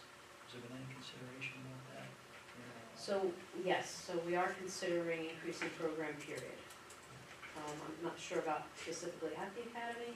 Well, somewhere within, Right. keeping them in district rather than outsourcing. Are you talking about the academy or are you talking special? Special ed. Special Special ed. needs. Special Our needs. Because preference that's would be, the thing, the real Yeah. spike. Do you want me to? Mr. Zenowitz is our new director of PPS, yes. I can say we have had a significant savings by being able to have the academy this year for a number of students that if we did not have that option, would have been an outplacement at this time with a significant cost. I can say probably more than a handful right now. And even as most recent as today, the conversation came up and it was, we're fortunate to have the academy. If not, we had to go to another option that could cost anywhere from $125,000 to over $200,000. And that's the reality of it. And it's, as we said, as you mentioned, it's full. The number is full. How about across the district, Mr. Zenowitz, so Mr. Zenowitz is in 7 months now. He's a true vet, right? Yes. So Mr. Reynolds is doing an analysis of our in-district programming with hopes to grow our in-district programming, hence being able to bring some Oh, students great. back. Right. Excellent. That's my ultimate goal. Yeah, that's what Happy we to touched happen base on as last it year, is. and I was just wondering, that- obviously, we're making some progress, so that's So great. likely that would be an increase in FTE, right, so we'll hire more special ed teachers, with paraprofessional support, but we'll be bringing more kids back. And you probably put anywhere from, how many kids are usually in a program? It depends on the type of program, the grade level, but you want the numbers small. You want the ratio. How many are we outsourcing now? Do we know? So they're outplaced, Outplaced? Yeah. what's the number? So there's a difference between a public outplacement and a private outplacement, I wanna say we're in this. We have a number. 55 in the non-public line and 12 in the public. Question, so what is the differential? So the Public difference versus is, private. there's RESCs in the state of Connecticut, like a RESC would be. Regional education Regional centers. educational centers that run, and they're considered a public specialized program. Okay. So that could be like an ACES in this area, CES, there's some others that are further away. That is where we have a number of, I wanna say 12 students right now. And then the others is a private. Private is, an example we have here is Charles F. Hayden Boys and Girls Village, that's here, Milestones, Cedarhurst. Privately run. Privately run, but state approved Okay, for specialized instruction. gotcha. Thanks to Bolton, just to revisit your question from before. So as Mr. Zenowitz said, that, one outplaced student could be approximately between $100,000 and $200,000. The total cost that we ran last year, this is last year's numbers, for electricity, gas, water, contracted maintenance, repairs to grounds, repairs to buildings, repairs to equipment, preventative maintenance, miscellaneous other supplies, buildings and grounds projects, all of that together came to a total of $60,915 for the academy. So a very small cost when you compare those two pieces. Well, is there, so we outplace students, is there an opportunity to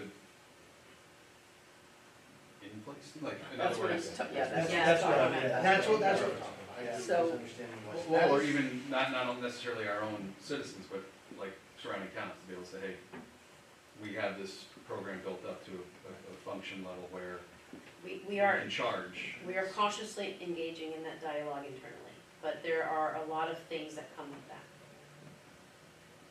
It's a big undertaking, and staffing has been, I mean, staffing's a challenge across the state for special ed. Special ed. And so you can create your own program, but then you have to staff it, and you can't use staff it as. So there's possibly a revenue source there, Yeah, right? that's, There's a lot to consider, because now you're taking on the most needy and challenging students, right? And you're putting it in a school, you can't just create a school for all those kids, right? That would be inappropriate and unethical. So we have to just consider the impact of that. Would you have to provide transportation? For the out, We wouldn't. people you from talking Stratford coming You're in? talking about our district kids or an The out home, district? the home district has to provide transportation, Gotcha. which is another big cost.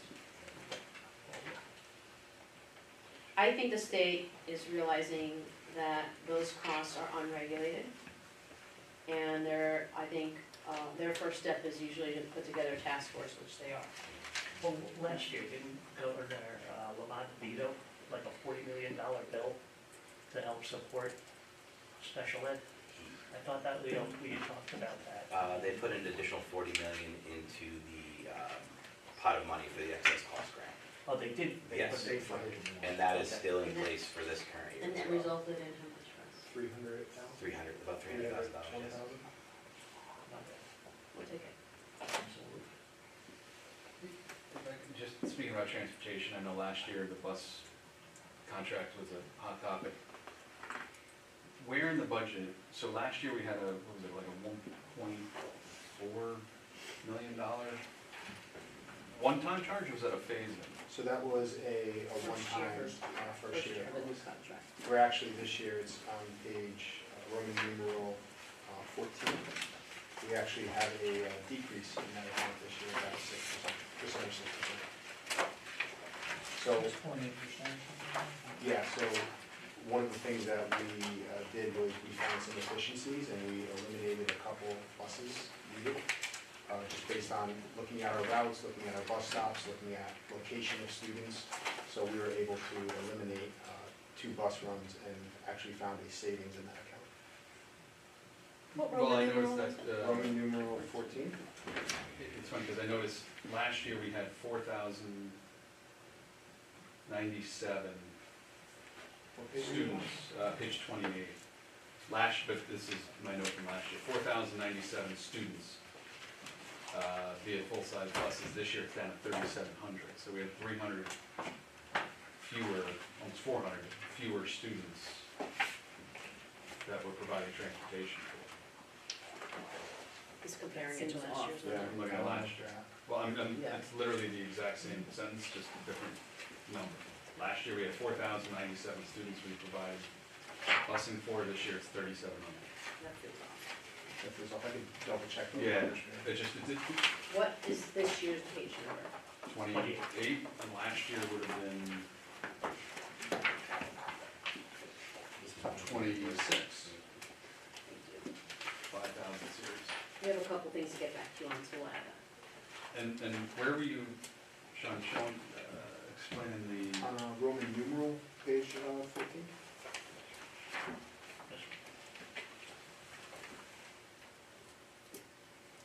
Transportation.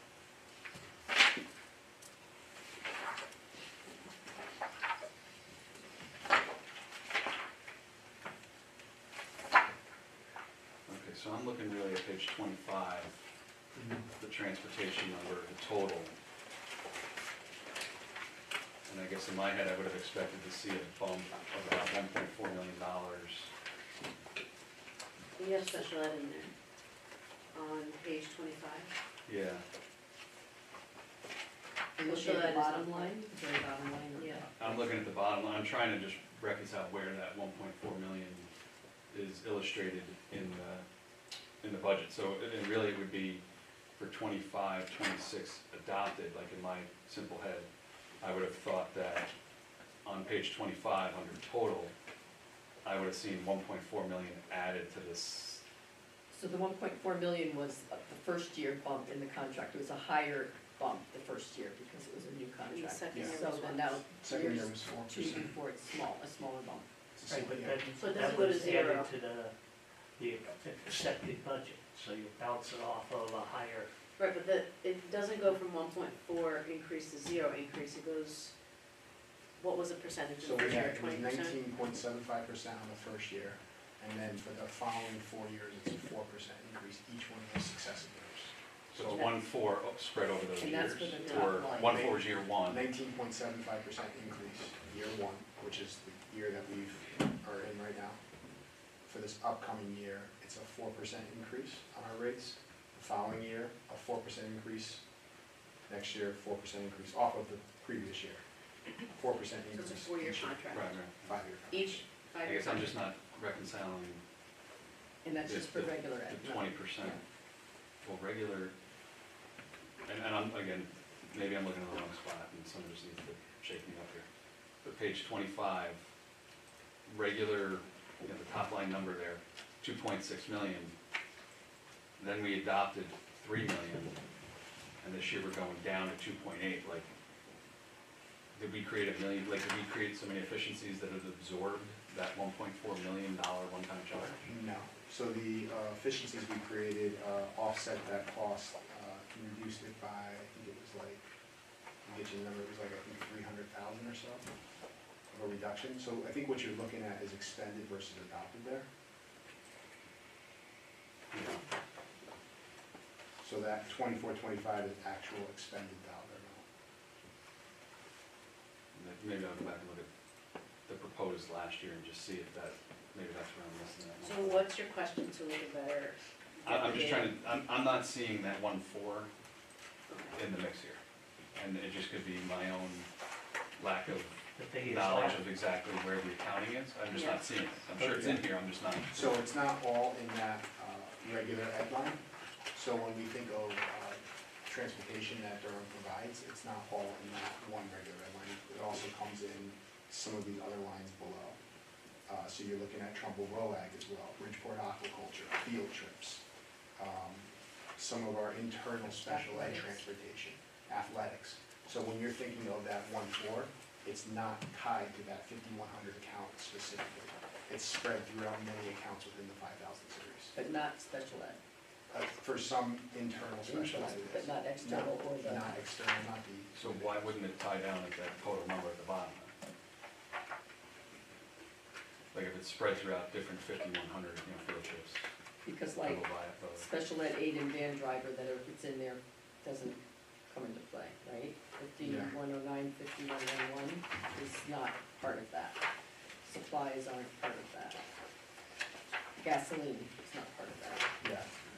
And those were projected, because I think 1.4 million, that was the number 1.3.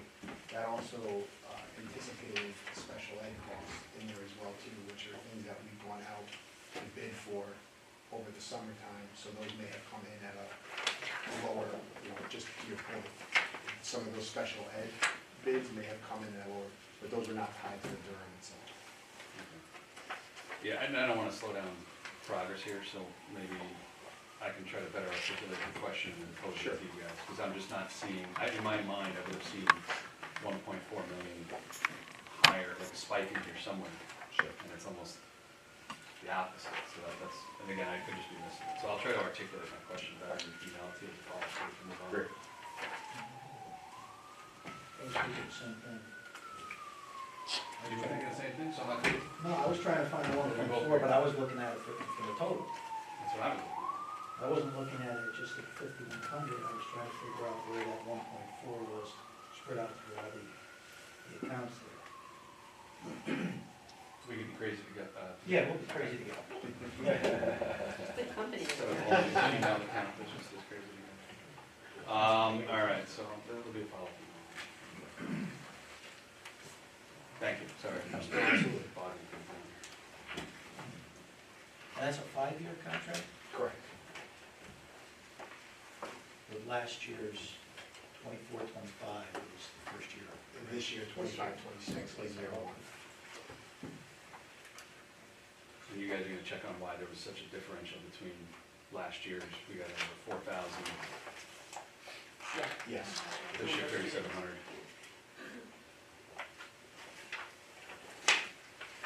Thank you. Does the Board of Ed and the city negotiate their insurance together or separately, or health insurance?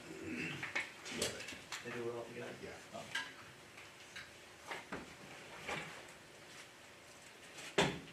Could you talk to us about how because obviously the big increases on both the over 65 insurance and also property and liability. Can you just talk about what your methodology is for, do we bid out for that insurance? What was could you just give the color around it? Yeah, so we work with, so for the over 65 insurance, we are with the city on this as well. So we work with a consultant, same consultant for the city and the Board of Ed. So really a couple of things are really driving this increase based on claim experience and actual loss ratio that we have in this population. Specifically to our over 65 population, a lot of the different items in these legacy plans that are covered right now are things that have been in contracts from long before any of us were in this role, back when healthcare costs weren't at the high premium that they are today. So still as a result, when people retire under certain contractual obligations, we're still required to provide those different coverages to them. This population in particular is an aging population. So it's not a population where an insurance company would result or see some kind of savings by a new, younger group that would offset aging population costs. So our population of retirees is aging. The number of claims, the actual experience that we're receiving is increasing. You couple that with nationally what we have with healthcare costs and the amount of money it's costing to actually provide these coverages to the individuals, it's something that we are seeing significant increases in. I would imagine the number of insured is increasing as people are living longer, right? People are living longer and more people go on to that plan, and we pay that plan until for the duration of their life. So obviously that's a formula that at some point in the future explodes, right? Yeah. Maybe not 5 years from now or whatever, right? Is there an outlook on that? When is the crisis moment for how many people we have insured versus how many people we have working in the system? Yeah, it's something that we certainly take into considerations when we're looking at contract negotiations, but unfortunately, those are the kinds of things that would take years to phase out. So I'm sure you can imagine through contract negotiations, if it's a benefit that that group would have, they'd be very reluctant to give it up. So it would be something that would have to be transitioned over many years in the future. So things that we are currently negotiating are, people in the future will see an impact on that as a result. Sean? I think an important note to that statement, if foreseeing the crisis in the future, I think there could be an argument made that we potentially could be in the highest cost of this line item right now, because teachers hired prior to 1986 did not have to pay into Medicare. So there's many people that in this oversized 65 population that are currently on healthcare plans that they retired on that are not available in the current market. So that's at a premium as well. Moving forward, and as they retire, if retirement benefits stay in the contract, all teachers or anyone who retires will be paying into Medicare. So you won't see the $1, $2 copays that are still in existence that just aren't comparable, and there's no way for another company to see that as a profitable business to make that plan to keep these people to have their benefits. So as those plans phase out, potentially the increase might not be as much year to year. Okay, And as that's optimistic, I like it. Well, I mean, Yeah, no, it's good, thank you. What's that? And as we work with the contracts as well, so all those things are in consideration. Great, thank you, that's great information. I have another boring question, actually. Electricity costs, you had mentioned it, touched on it very briefly in the intro. I had a note here in my notes that they're projected to increase by 19%, but now I can't find it in the budget itself. That's accurate. Is it, Emma? All right, good. You had said that you wanted to touch on that later. Do you want to speak to it now? I'm gonna pitch it over to Mr. Brennan, if that's okay. Sure. Yeah, so there are, I think the page that you would have been referring to would have been Roman numeral 8. So there are two main costs that are associated with electricity. One of them is the commodity itself, and the second is on the transmission of the electricity. What we are finding is that those costs are significantly with the transmission of the actual electricity. So there is aging infrastructure that these electric companies have with bringing the electricity to different buildings and facilities, and as a result, those costs are being pushed on to the actual end user. So the commodity is, did I say? We'll do Roman numerals tomorrow. All Don't right. worry. It's 13. Yeah, 13, that's what I said. He can do regular numbers better than Roman, I assure you. It looked like a V. I apologize. Oh, good. So on 13, yeah, so the main cost of this increase is that transmission piece of it. It is something that we are constantly watching and working with the companies, but it is something we are actually seeing as an increase. And there's also the public benefit component of the bills that I'm sure we see in our own personal electricity bills as well. Yeah. Is causing an increase in that line item. Have we ever considered any alternative energy options, solar? Yes, we actually have a number of those right now. So all of our schools outside of Harborside have some sort of solar on their buildings. That's good. We also utilize the city wastewater treatment to offset the electricity that we use at Foreign High School. So that Beaverbrook fuel cell wastewater treatment plant offsets a lot of the cost of the electricity for Foreign High School, which is our largest user of electricity. And then we also have a microgrid generator here at Parsons, which is supplies energy to Parsons, Harborside, the Senior Center. what is that, what is the fuel source for that? Is it natural gas or? Yeah, it's called a microgrid fuel cell, so I think it's some kind of, and I'm not an energy specialist. Some but type of It's microgrid like, fuel. some kind of like, yeah, That's a it's, public works question. It's like a specific blend of something? yeah, We'll all pretend like we know. yeah. You would know that. Chris Saley would know that. Chris Saley, that would be a good one for that. Interesting, are you guys looking at expanding on that, on those ideas, or? We always look at ways to offset cost of electricity. There is a limited amount of real estate that we have on each of our buildings, so there's only so much solar panels or solar arrays that we can get up there. When you start thinking about some of the rooftop equipment that we have, that has to work with all the HVAC within our buildings. So I wouldn't say that solar could offset those costs 100%, but it is something that we constantly explore and look at, green initiatives and things of that nature. Thank you. Building new, highly energy efficient buildings would help too. Yeah. What, on page 18, not Roman numeral. Good, I'll be able to find it. I'll be able to find it. Fingers and toes. Perfect. Electricity, heat, and on page 19, we're talking about water and sewer. The last item there, central admin. How big is central admin? Those would be our costs there at Parsons. I'm just curious, like, why would those costs, like, how big of a space is central admin? Because if you look at the electricity costs and heat costs, they're consistent with, like, some of these elementary schools, which in my head are pretty big buildings, and then, like, the water and sewer costs, like 2 or 3 times some of the elementary schools. Like, you guys just running the tap all day long. You just pay the bill, right? I think Or is that, that's- or like I'm just curious, like, why a smaller space would have a similar or greater We'd have to cost? ask the mayor about that. Yeah, Or we being re- overcharged. Peter receive- pushing some of the finance. These are great questions. No. We receive a bill for our portion of our use of this building. So it helps to offset the city's electricity.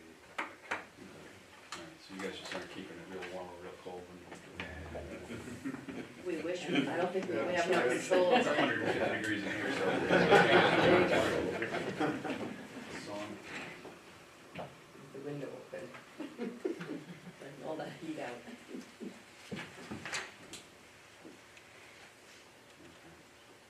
Other questions? Yeah, they could, through you. Esports, or the bonding that we've done.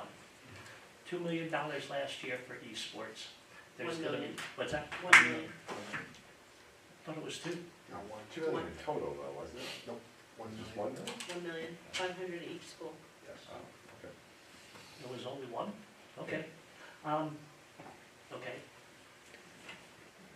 Could any of that be leveraged to do the electronic infrastructure? Improve the network, I got the impression when we approved it, it wasn't a whole lot, didn't see a real detailed plan, but it was like, okay, here's a chunk of money. And I thought it was a good idea because it seems to be the future and is a way to attract, young people. But one of your big things is network upgrades. Seems like it dovetails. Could you, the board, the Board of Ed said this is what we want to do. So you could modify it to tie it into that? We certainly are going to use the technology that we get for that space in a dual fashion to the degree we can. So we imagine using that space during the day even for instructional academic purposes. So some of the technology that we buy for the esports competitive team will be a double usage for students to access during the day. Specific to that network, I'd have to talk to Mr. Giancola as to whether that would be allowable under the project. Yeah. I don't know. I mean, you kind of made up the project, so remake it up. Well, a lot of those costs would go specifically to those areas that we would be changing what that actual space would look like. So they're mostly construction costs, not technology, computers, servers, There are wires. some of those costs involved too, but there are some room reconfiguration type costs that go associated with that. When you look at a network server, Can you talk a little bit about the type of network server that is on deferral? Yeah, so what's on deferral is some of our network infrastructure, which is in the, so we have closets in all our buildings. There's probably, you need to look at law, there's I think 6 different closets that all the wires go back to. And then they all go back to a central place. So to replace that stack of switches that are in that,